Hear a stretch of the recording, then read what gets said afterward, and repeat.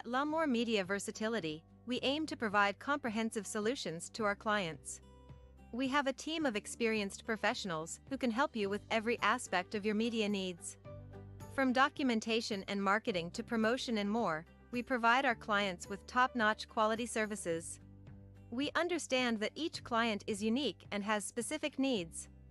That's why our team works closely with you to understand your company and event goals and objectives.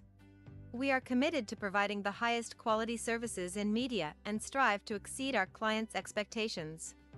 Our team is passionate about helping you reach your goals and making sure you get the best experience and results.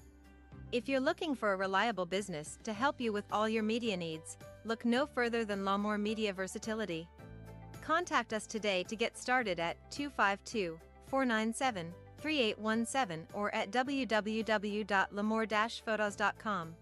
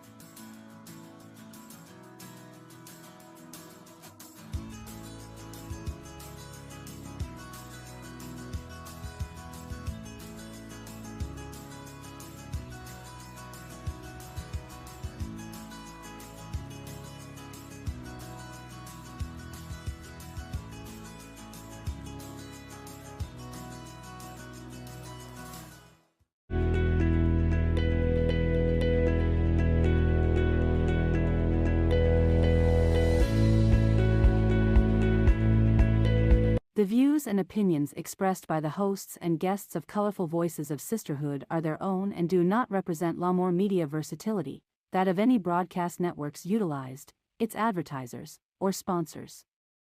All content is subject to copyright and may not be reproduced in any form without prior written consent by L'Amour Media Versatility.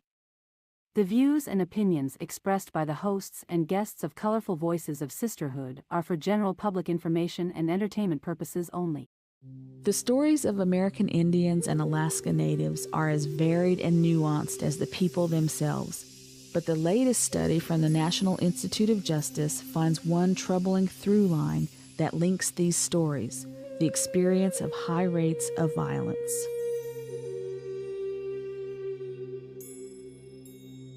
Like songs and oral histories, science can raise awareness by quantifying the severity of violence. It's time to hear what the numbers are saying. The vast majority of American Indian and Alaska Native women and men have experienced violence in their lifetime, and 1 in 3 have experienced recent violence in the past year. Those levels are higher than the general population, but that's not where the inequalities end. The study also measures a range of impacts as well as services needed because of violence. What's behind those numbers?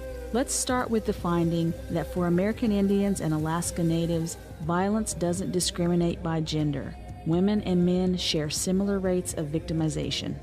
That means almost 3 million American Indian and Alaska Native women and men have been victims of violence.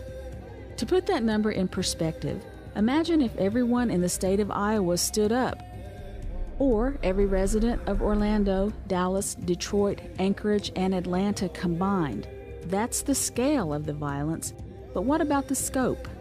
The NIJ study breaks types of violence into 4 categories, and violence against American Indians and Alaska Natives is high across all of them. Take stalking, for example. It can be a gateway to more aggressive violence, and repeated, unwanted, fear-inducing experiences come in many forms. Lifetime estimates of stalking for women in the study are almost double those of non-Hispanic whites. Add male and female victims together, and that's more than 1.2 million people. That would fill 20 sports stadiums if every single ticket holder had been stalked. Being forced or coerced to engage in unwanted sexual activity is another form of violence, a form all too familiar to American Indians and Alaska Natives. For example, These mothers, daughters, and sisters face almost 2 times the risk of sexual violence with penetration as non-Hispanic white women. Overall rates of physical violence by intimate partners in the past or present are even higher, from being shoved to having a gun or knife used on them.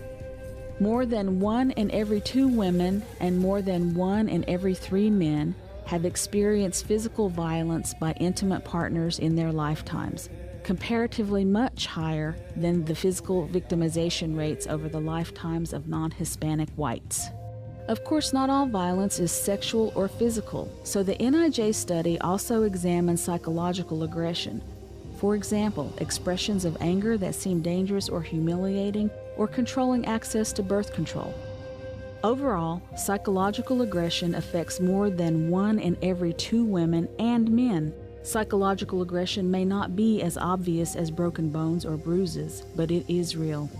Among victims, 63% of women report partners tracking them, and 55% of women report being kept from family or friends. These are just a few findings, but remember, they are numbers that correspond to real victims who would fill the entire state of Iowa. Now picture if 97% of women and 90% of men in Iowa were victimized by people of other races and ethnicities, interracial perpetrators who violated the safety of their schools, workplaces, parks, homes, and bedrooms. Numbers alone don't tell the whole story, but they do point to a dangerous gap. Most federally recognized tribes don't have the legal authority to criminally prosecute non-Indians, even for crimes committed on tribal lands. So, what does it all mean? The impacts of high rates of violence against American Indians and Alaska Natives range from missed days of work or school to physical injuries. It's not surprising that services are needed, like medical care to treat injuries. But here's where the NIJ results uncover another glaring disparity.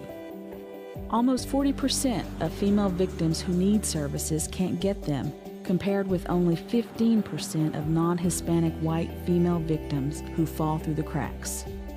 American Indians and Alaska Natives deserve better, and now there is science to prove it. These numbers are not abstract. They bear witness to real people, mothers, girlfriends, brothers, and grandfathers. Our hope is that this study will lead to a story of a new beginning, one where all of us listen to what the science is saying, what the victims are saying, and unite to prevent violence wherever it happens.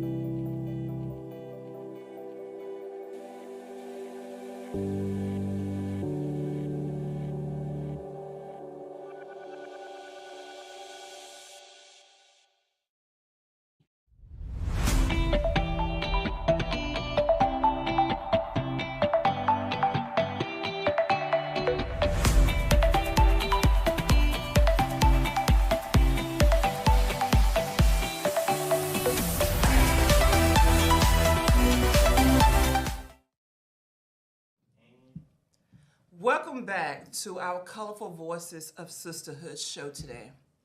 We got a treat for you today from our very own.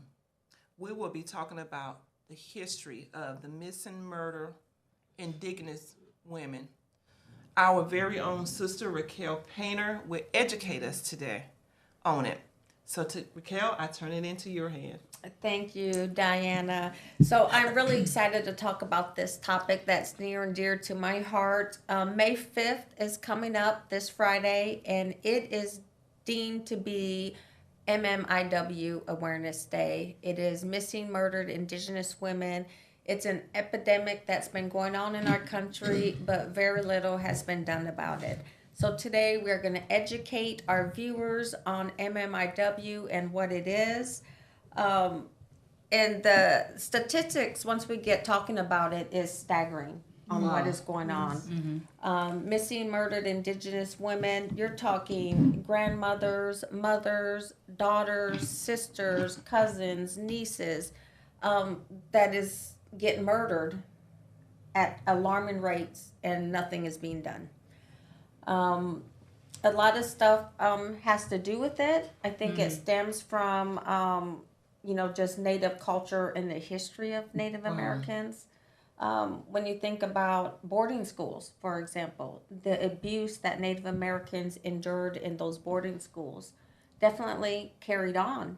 We are still getting abused. Native women are abused at a rate 10 times the amount of a non-Native woman. That is staggering statistics there. So a lot of abuse, and I'm definitely want to put it out there that it's not just women. It's the men and children. It's our elderly that are getting abused. I'm going to read this statistic here.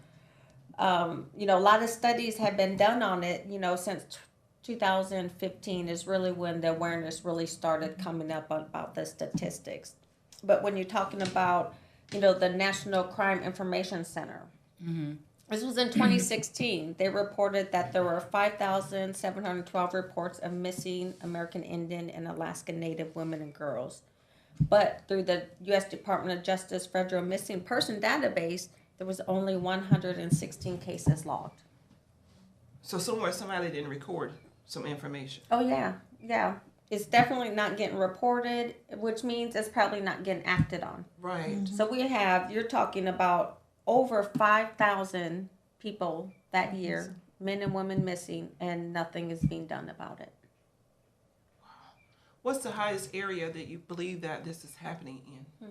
Well, they actually had the statistics on that. A lot of it is where there's large numbers of Indigenous women. But when you look at the national numbers, Indigenous women only make up 2% of the U.S. population.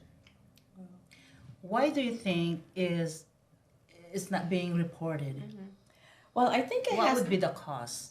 In my opinion, I really think it has to do with the stigma that's associated with Native Americans. Which is? Ever since, we were colonized, we were projected as uncivilized, savages. Once we got on reservations, then, we're portrayed as lazy, alcoholics, drug addicts. I mean, so I really think that people really don't care like they should be caring. I'm watching the movie that Hillary Swank is starring in. It's called Alaska Daily. So she's a reporter that's working up there in Alaska that is researching a missing Indigenous woman. And they're uncovering a lot of stuff, which, I'm only halfway through, so I'm finishing it up. But it comes down to even the police, law enforcement in that area didn't bother to really put their time and effort into finding her or what happened to her. The Daily News that she currently works for recognized that they didn't do the story justice on that. So I think there's a lot of injustices going on with the Native American community pertaining to this specifically. So it's staggering that we have a day identified just for this. So everybody can look it up. May 5th, it is the official MMIW Day. The president signed it. And it's recognized in both U.S. and Canada. Yes, I was reading about it. Yeah. And it's very, very important, because this is one of the awareness that it has to be done. But I just have to ask this question, Raquel. Yes. So the crimes, murdered, rape, do you think, does it start in the reservation, do you think? It has to start somewhere. It definitely has to start somewhere, but it's on both sides. So the abuse, the rape, the murder is done by non-natives also. Yes. So I read that really too. think it's just the portrayal on how people view Native women, which is totally opposite from our culture, because we are a matriarch society. That I remember when well, not like I was there back then. I'm not that old, but when the colonizers came, there were, especially when they met the Cherokee Nation here, and they saw that the women had equal rights with the men that were in the tribe, and they could not believe that existed, because the colonizers came from a patriarch society. Obviously, that's what we are now, is a patriarch society. But Native culture, women still have the same opportunities as the men do. It's just wow. When you say that, I was reading, I may have talked to you a while back in reference to Columbus Day, how we call ourselves celebrating. If we really look at the understanding of what it is, we would think twice about actually celebrating it the way it is celebrated. Yes, because that was the start of colonization for us. And now a lot of people are really going to Indigenous Peoples Day. So they're celebrating Indigenous Day on Columbus Day. So a lot of states have adapted it. The U.S. has adapted it. So I think times are changing, but you're absolutely right. When I was in school, we celebrated Columbus Day. And I remember where we made pilgrim hats, and we made the feathers, and here I am, a Native American student. Like, obviously, they said I was the Native Americans, I wore the feather thing. But how uneducating is that for a child? I know my kids, when they're elementary, they would come home and, okay, maybe something like that. Yeah. But people just don't think that. As a child, you don't, but as a Native American child, I did. I was like, oh my gosh. Obviously they're having me put that on, but that's not what I would wear. Right. I'm a Native child. I would not wear that. Right. So how do you go to educate even generations behind you? So when they start to do these plays and stuff in school, how do we go to that point where we educate them about? I think now we're starting to have a voice. So Good. you see a lot of the Native Americans out there. They are protesting. They are, we have a case going on right now in North Carolina. They were just up at the state capitol. There's a charter school here that is not letting let a Native boy in because of his hair. They want him to cut his hair because they got regulations. Not understanding Native culture, the hair is sacred. Yes. And they didn't rule it. So it really was just this Thursday they were going up there to march on that and protest it. But here we are, 2023, and people do not understand that. And Native Americans were very big on our culture. It was taken away from us for so long. Yes. And we're just now starting to get it back. Languages are just now coming back. They're teaching it in the schools now. I mean, so there's a lot of cultural stuff that is coming back to us, so they want to keep it.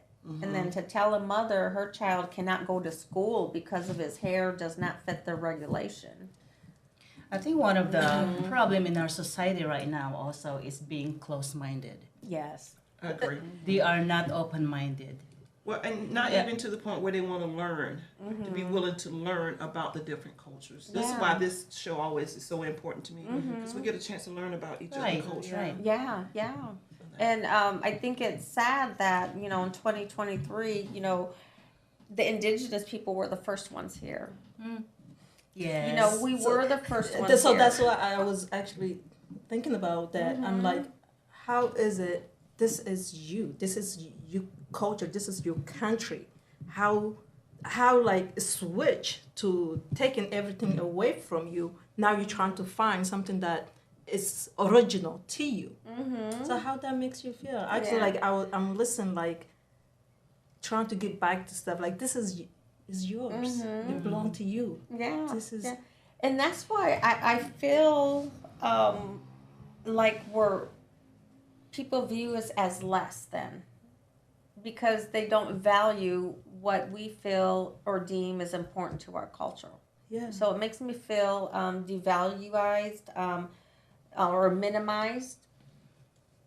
You know, if you can't portray who you are, what you are, and for so long they smothered us where we couldn't celebrate our culture. You know, so that there and it was, you know, generation thing that they couldn't do it. You know, I mentioned boarding schools on a couple of our episodes when we go back to talking about boarding schools. There was so much trauma done to the Native American people during that time frame.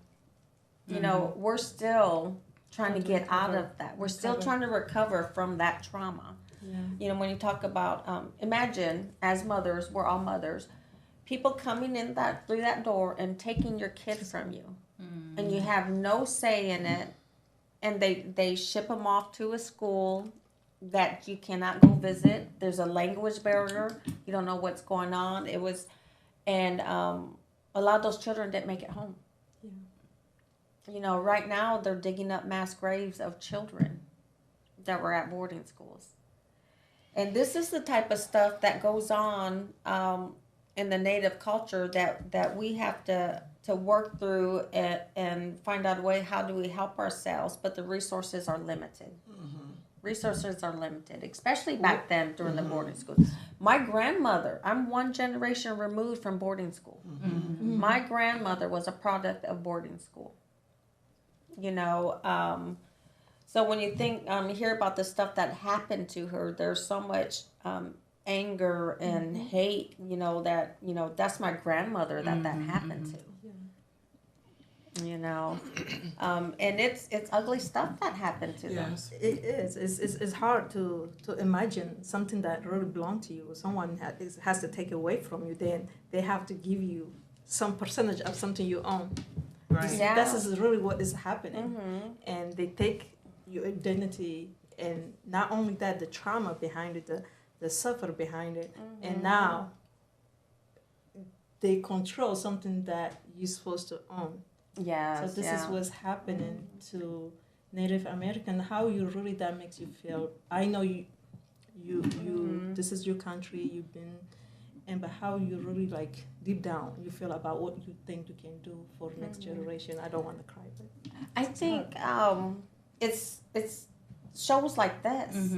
Let the people be aware of it, because they don't teach it in school. Right. They don't talk about the genocide against the Native Americans, because it was genocide that happened in our country, all the way from them putting smallpox on the blankets that they gave to the Native Americans. You know, they made them, you know, when they left their homeland and they had to walk across the country in snow, a lot of the elders didn't make it. You know, a lot of the children didn't make it. You know, so there's so much trauma in Native American history that nobody's talking about. So in saying that, it just kind of remind me of even our culture. You know, where we feel like we're still fighting just to have a voice. We're still fighting to be treated for something that's really ours. Yeah. The mental health part of it. You know, I celebrate you every year when you put on the powwow, because I think that's helping your culture, but it's also educating cultures around you. Yes. The events that we all put on is helping educate, because the mental health, and just to imagine your grandmother and all still having a forgiving heart for people that just damage them for no reason. It's like one culture feel like they can dominate another culture for no earthly reason. Yeah. You know, and to kill them, but we still have that forgiving heart to go back. But we got to teach. How do we go back to teach? You putting on the powwow, the events that you put on, this platform now of talking about it, because I want to know, what can I do to help? I think what people can do and our viewers can do is really educate. Educate yourselves, educate your loved ones, just so that it doesn't continue, because it is still continuing. There's a lot of injustices that we see each of us experience an injustice, you Yes. know.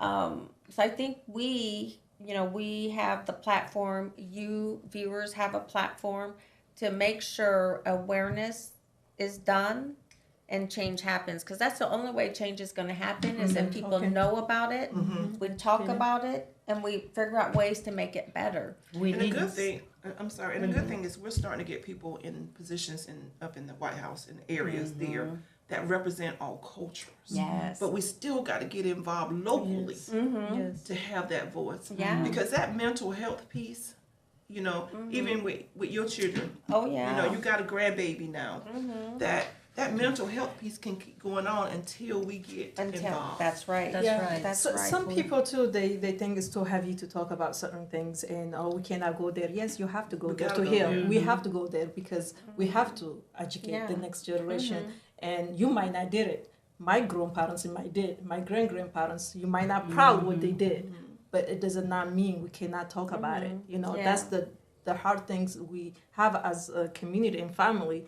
And we cannot talk about some things. We have to let it go. No, you cannot let it go until you deal with the past by respectfully, by educating. Not it doesn't have to be hatred. It doesn't have to be violence. But we can talk about the differences and say, hey, this is what happened to the past, so we don't have to repeat to go on in our future. So we have to acknowledge, recognize, and moving forward. Yeah, Which and I was you're think breaking that's the generation key. curses, Curses, there. That's yes. what we're doing now. We're breaking generation curses. And I that think went on. the acknowledgement piece of it is Yes. important Very. to acknowledge that it happens. Mm-hmm.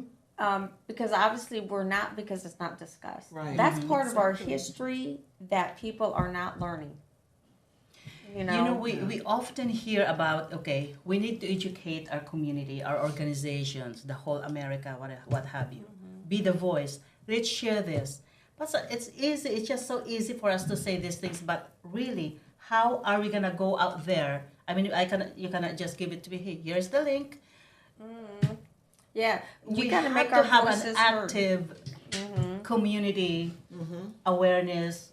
You know, like You have oftentimes we need to do that. We cannot just do it just one time and then that's Yes. it. No. It can be easily forgotten. Yeah, and I think that's why advocacy is so important. Is to make sure people are advocating for change, so change Yes. happens. Ben.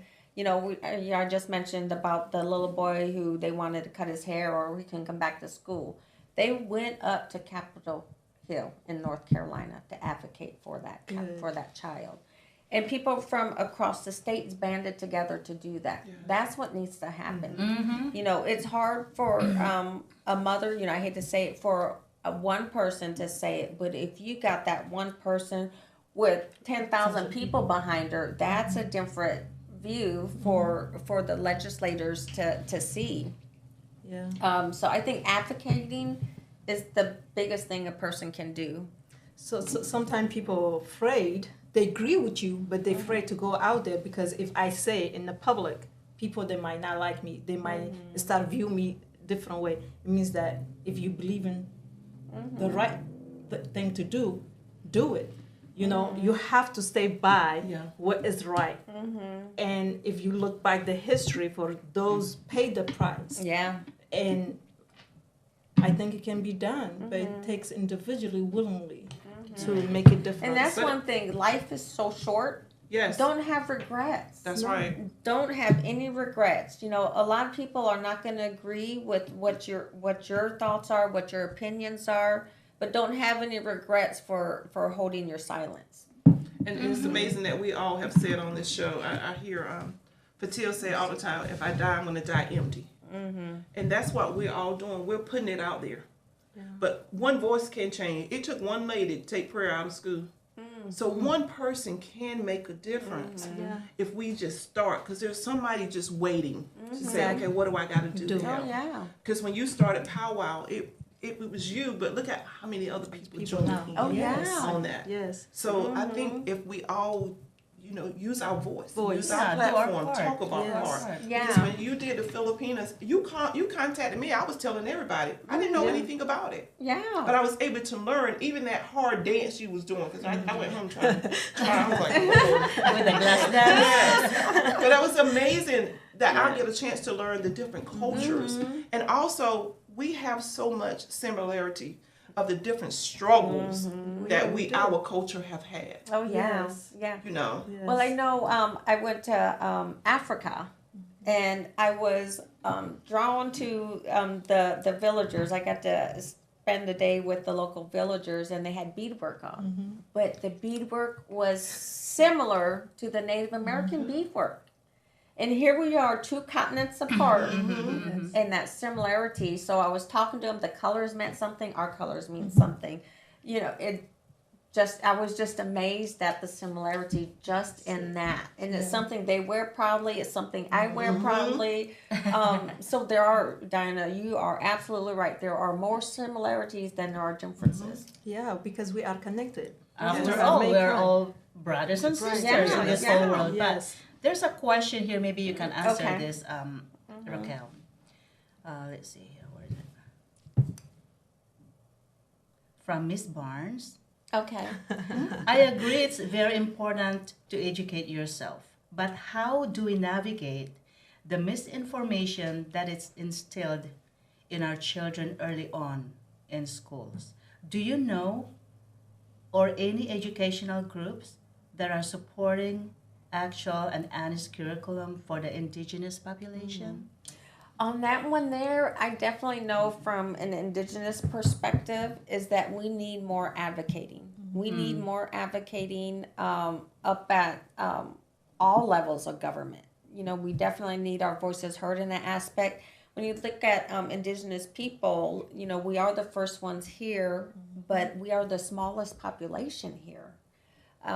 So advocating, I think at all levels of government is what we need. We need strong people who can do that. We need a lot of, my thing is educating our generations past us. We need lawyers. Yes. We need doctors. We need teachers. We need that Native population to step up and fill those roles for the community, so that change can happen within too. I definitely want to mention we just got our first Native American in charge of the Bureau of Indian Affairs.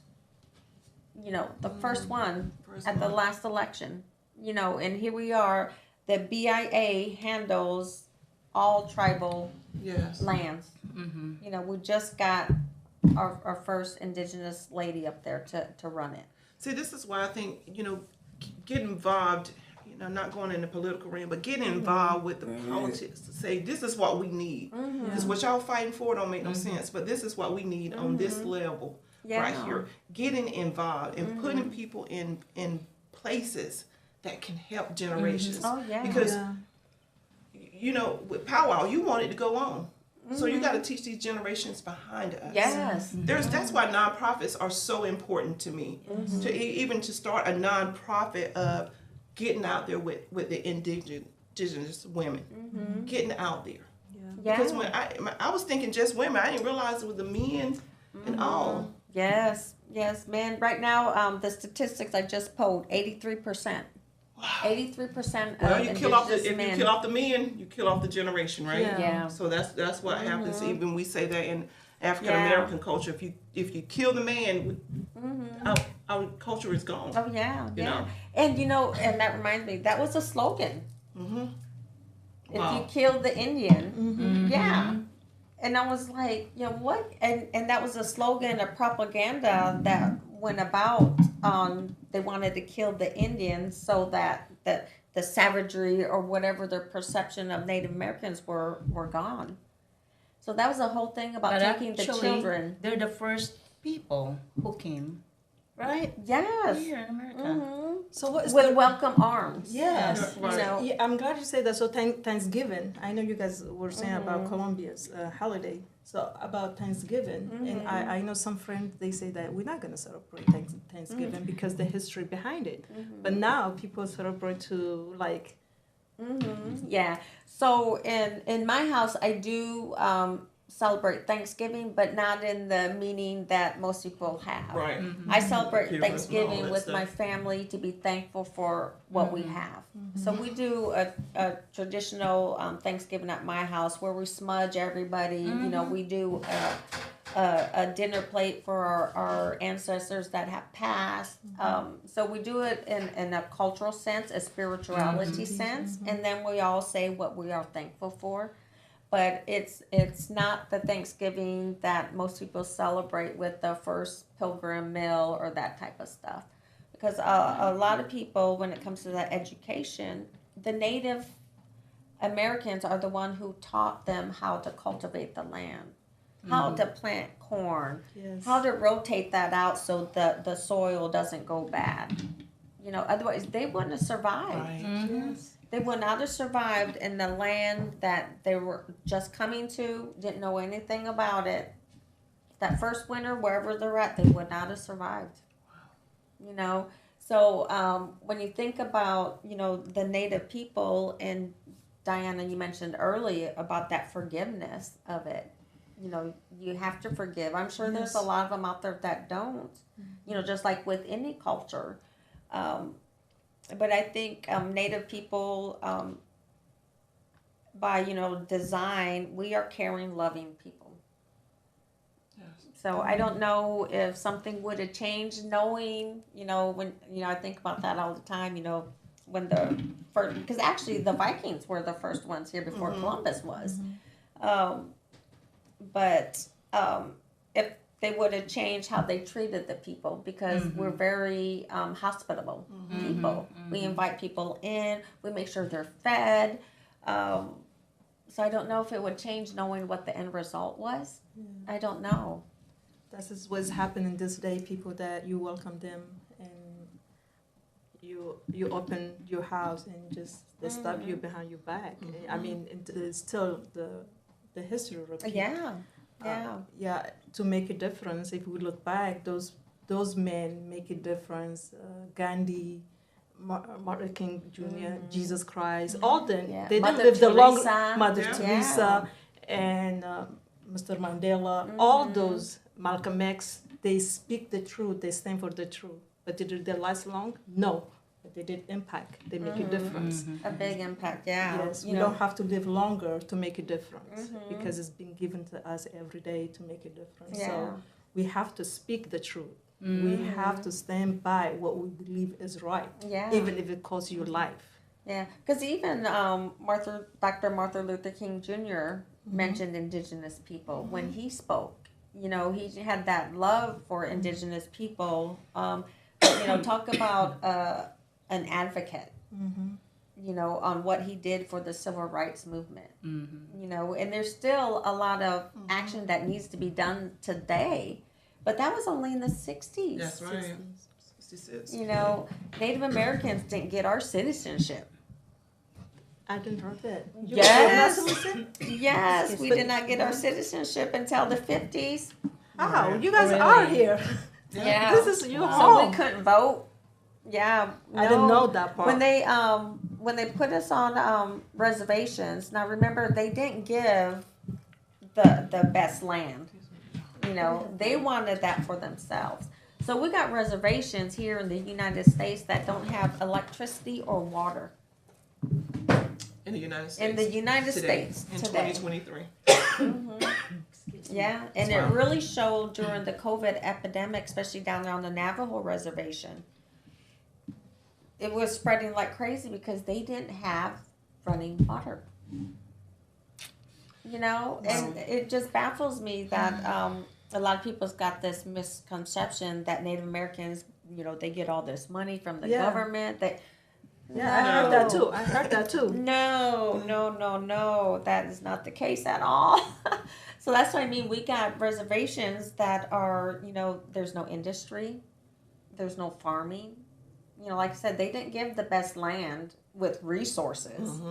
You know, That's probably a way back, but do you think now they're more lenient about it? About giving grants, maybe, and giving. there are a lot of grants out there, but it's not solely just for indigenous people. It's for you know um, anybody that is in poverty areas. So it could be for the Hispanic, it could be Black, it could be indigenous. But there are grants out there that they have to do. But in my opinion, they shouldn't have to do that. There's now we're probably getting way off the topic, but but there's so many treaties out there between the government and Native Americans that were not upheld. Right. When are Native Americans going to get justice on that? Right now, we're just talking about the women and the murder and the missing, the abuse. Justice for that. Yes. But there's so much injustice. Have you guys seen the movie Wind River? Yes. No, Yeah, that was really good. 2017, Mr. Taylor Sheridan was the director. He said, and I just wanted to share, he wrote the film to raise awareness of the issue of the high number of indigenous women who are raped and murdered, both on and off reservations. Yeah. And it was pretty well attended because they only have like 11 million budget and it went over 45 million. Wow. Wow. Yeah. And I love that because there are a lot of movies getting made about that now, so it helps with the awareness of it. And I love that just last spring at the federal level they passed the Not Invisible Act was introduced.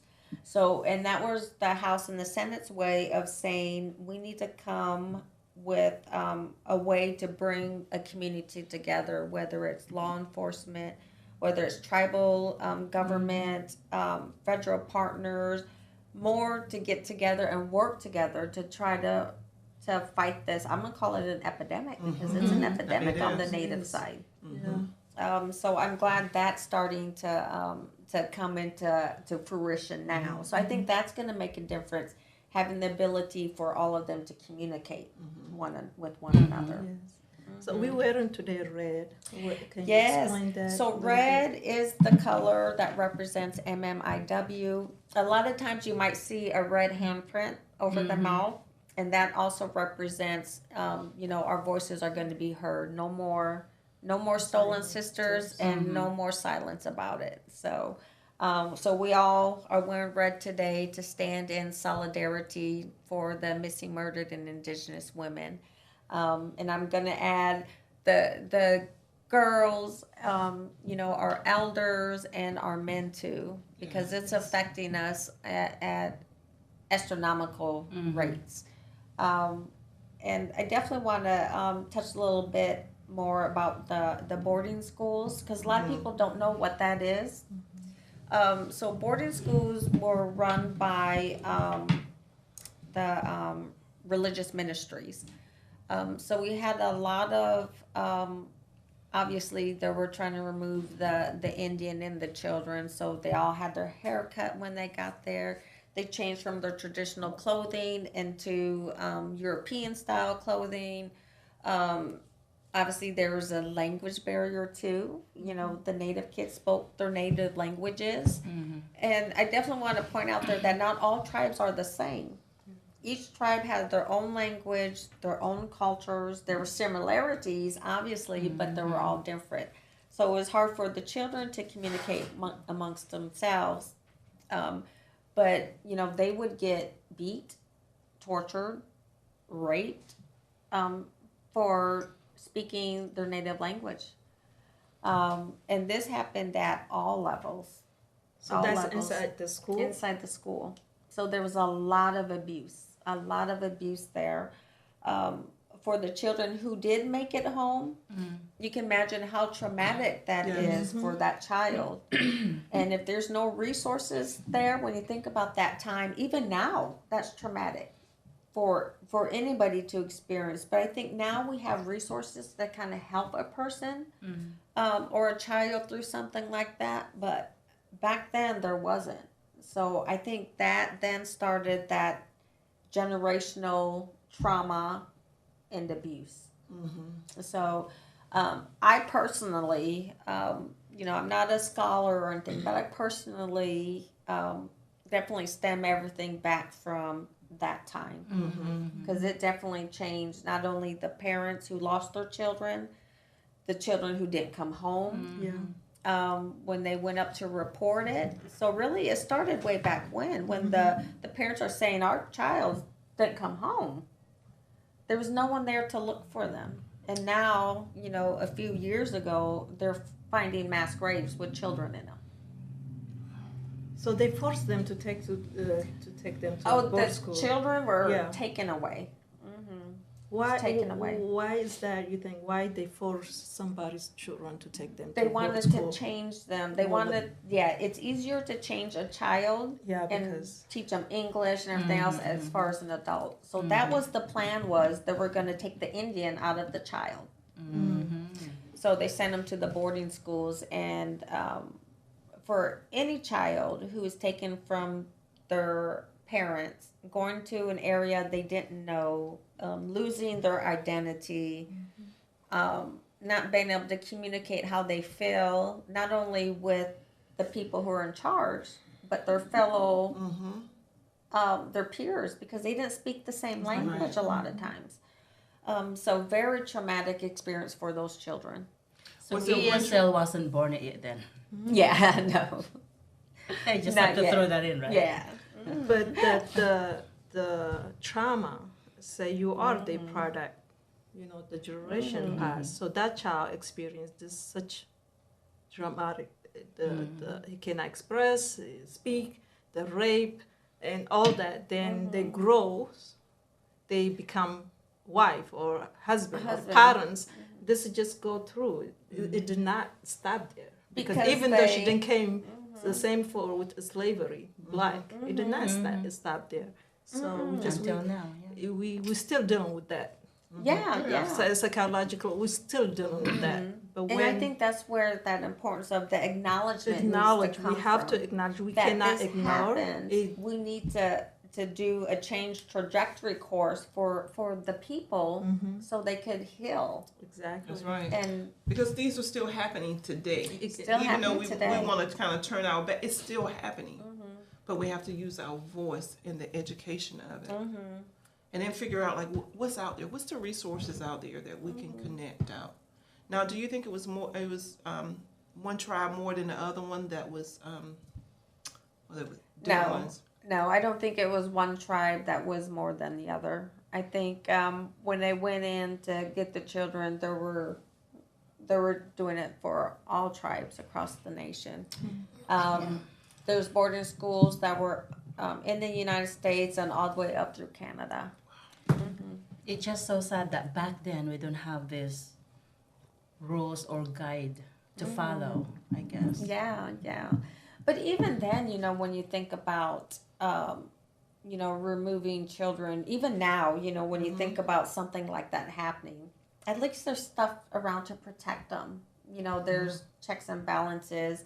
When you think of like foster care, for example, they still have their checks and balances. Now the people are responsible for doing that, checks and balances.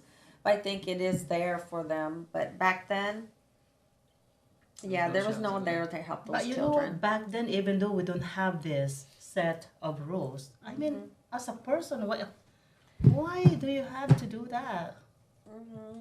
And I think that comes from them having that Native Americans were less than. But that's even today. Yeah. There's when cultures now still think that you are less than. so they treat you like you're less than. So what can we do now? We can say people can. What can we do for us to not be treated like that? We know we're not less than. What can we do? Be the voice. I know I'm not less than you. You can think like that. But what can we do? We won't be treated like that. Yeah, stand up and say something. Yes. You got to correct it Exactly. on the spot. And I definitely will correct it on the spot. But some people don't have that. So if you see something happening, step up. Yes. Because I even tell my kids that, when they're going through school, is that not everybody is treated the same. I was like, some kids get bullied in school. I go, don't be the bully, Right. and always be the one to step up for that child, Yes. because no one else is going to. And the same with an adult. You know, you have to be the one to step up for someone if you see injustice done. Exactly. Even if it costs you your life. There's a lot going on also, that if you're the one who step up, you will be the next that they're gonna bully. Yeah, that's the chance I would take. Yeah. I would stand up Because you stand anyway. up. Oh, I'll take that. That's what I say. You know, don't live life without any regrets. No, exactly. Don't I'm live. glad you said that. If I see, I don't know, a lady on the corner getting mugged, I'm not gonna drive by. I might run the guy over with my car. No, I'm just kidding. But I'm gonna stop and take some type of action, depending on what it is. Otherwise, I will not be able to sleep that night. You like conscious. That's why last week, 2 weeks ago, we were talking about when you see something, God or the divine, He show you for a reason to correct it. And some of us, again, we like, if I say something that, oh, people, they don't like me, so what? They don't like me. I'm okay with not like me. For me to do the right thing, I will do, because I will deal with my conscience. And I want to be peaceful with my conscience. And Yeah. so we have work to do. I mean, A lot of work to do. And I think a good starting point for you know, people in the audience is really, you know, check out the movies that are out there now that are talking about the missing, murdered Indigenous women. There's books out there now. The federal government with that Not Invisible Act, you know, research on that and what that's about. There are changes that are going on right now, but like I mentioned before, we need advocacy. We need people out there that can be the voice for those who do not have a voice. Yes. You know, and it even has me thinking of the families. You know, the moms that are going to the law enforcement. You know, saying my child is gone. My daughter did not come home, and she would never leave her child. You know, they're pleading for help, and they're not getting it. And with the stat of saying you got to wait 24 to 48 hours. No, there needs to be a better system. It has than to be that. now. Yeah, because you know, people know their family members. You know which ones will come home at night and which ones don't. That's right. You know, so to me, if a mother is in panic mode saying her child is missing, that child is missing. That's it. And when I say child, most people think of little kids, but my son's 32. He's still my baby. child. That's right. Exactly. He is still my baby, and I'm still responsible for him. Forever. Forever. Yes. I think there was a question In the up here. Philippines, Okay. if you're living at home, hey, parents Yeah. are still responsible of you. So that was Ms. Barnes said, how do you feel about the federal government trying to indirectly close reservation across the country? And how do we call these elected officials out? Very good question. I think everybody who can vote should be able to call out those officials. They're there to serve us, and if they're not doing what they said they were going to do, it's time to call them out or don't vote for them. You know, I think we as a people, we got so much power in voting, and I definitely, the first time I got to vote in a voting poll was when I retired from the Marine Corps. So the first time I went to a voting poll was in 2016. Wow. All the other ones I had to do absentee ballot. And to me, it's there, but it wasn't the same as me going in that voting booth and voting. So I think as the people, we have that, and especially with Native Americans, we just got that right to vote. You know, 60 years ago.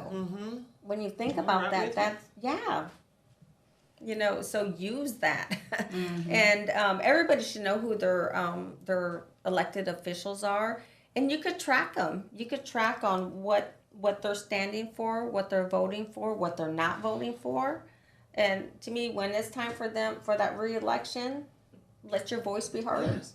And say it. And say it.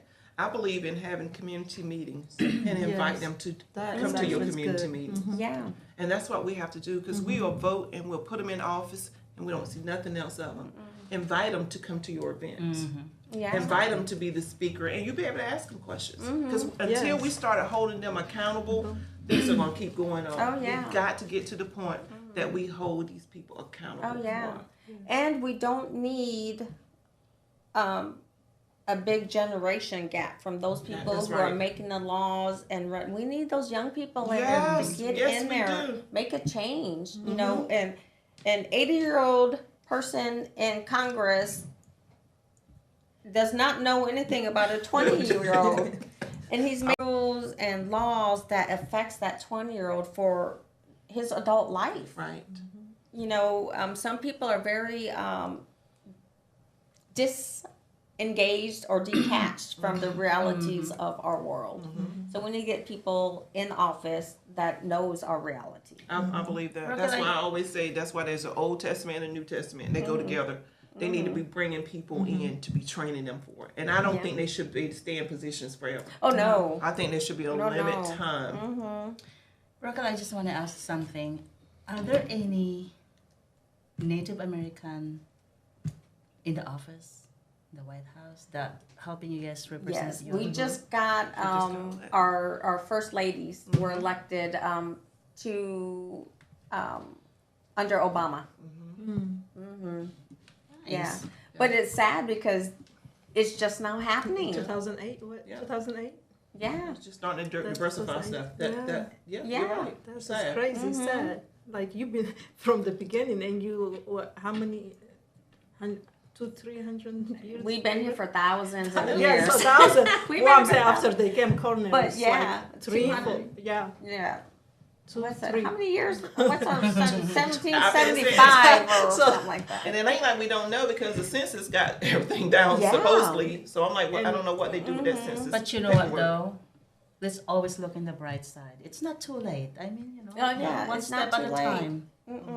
It's not too late, but if we don't do it, We gotta get it's gonna involved. be late. We're gonna be Yeah. behind. Yes. So it has to start now. Yeah. And we have to start talking now and take action. And talking sometimes does not do nothing until you have to go to be the first person to make a difference. Not Yeah. everybody here to make a difference. They have opportunity, but not everybody. So we're not waiting for savior. Sometimes you have to be the one that save. That's Yeah. true. And it starts with one person. I mean, look at what the lady did down in Georgia. She turned that whole state Say, upside down. What she upside do? down. What Yeah. she do? I'm about to call her name. It Yeah. was, She's Oh my running God. for governor. yes. Good for her. Yeah, I can't remember what her name is. Oh my gosh. But she changed the state. Yes. She, changed it from Republican to Democrat. Right. See? One person. I can't even think of her name. But what, because I think everybody gets so caught up in the political party that they're missing, we need help here. We need help there. What can you do? I wish they would do away with political parties. And that's just my opinion. Yeah, I'm to with find you on out that. what can we do. We need help, and we need to hold people accountable, and we need to have our voices known. Because even in this area, sometimes people tell me to run for office. I said no, because I don't want nobody to tie me down. Because I'm gonna say what I need to say. But when I get in position, you might try to tell me, oh, I can't do this and I can't do that. But on the outside, I can tell you a whole lot because we gotta hold them accountable. That's right. And I love what every one of us is doing different things for our culture to bring. Because my African American is suppressed. Yes. If they're poor and they're bad, they don't get that information. So my job is to get a team with me to go out. But I'm not mad with you when you do it. We should celebrate each other. Just get to that point where we celebrate each culture. And today you have taught all of us about the indigenous stuff that's going on. Yeah. You know. And it's a good it's a good starting point to educate yourself on it because it's out there. You know, unfortunately, you won't learn it in school or that type of stuff. But we're at that world now where technology is at your fingertips. Yes. Get on there, do your research, and then there's a lot of organizations right now that are giving voice to MMIW.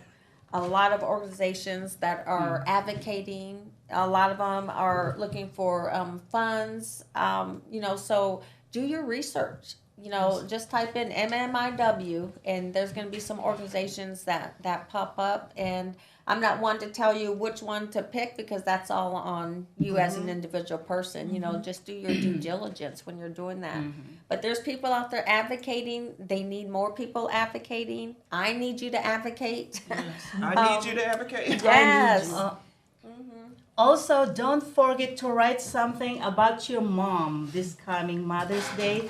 We have received several writing contests over here. We have great prizes. Our deadline is May 10th. Please keep it coming. And also, next week, we are going to tap in the AAPI,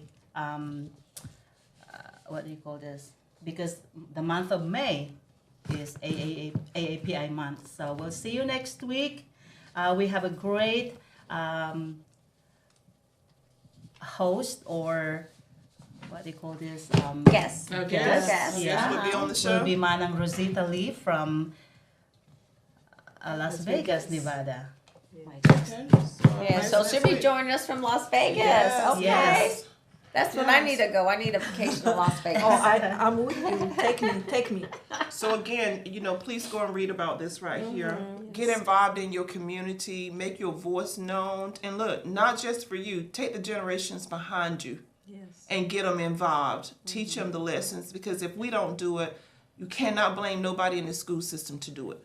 We got to take responsibility now and move forward. But again, thank you guys for joining Colorful Voices. We enjoyed you, and we enjoy this lesson today.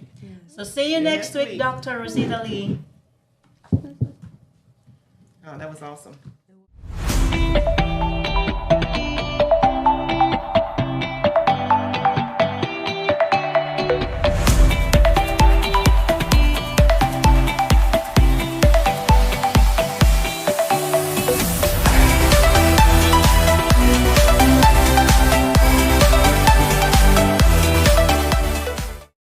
At L'Amour Media Versatility, we aim to provide comprehensive solutions to our clients.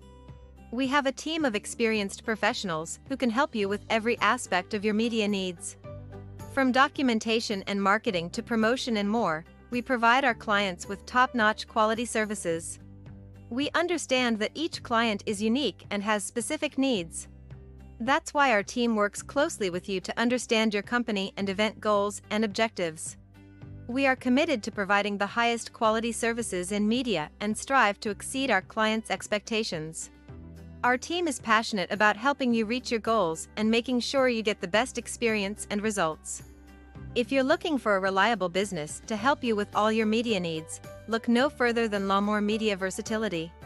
Contact us today to get started at 252-497-3817 or at www.lamour-photos.com.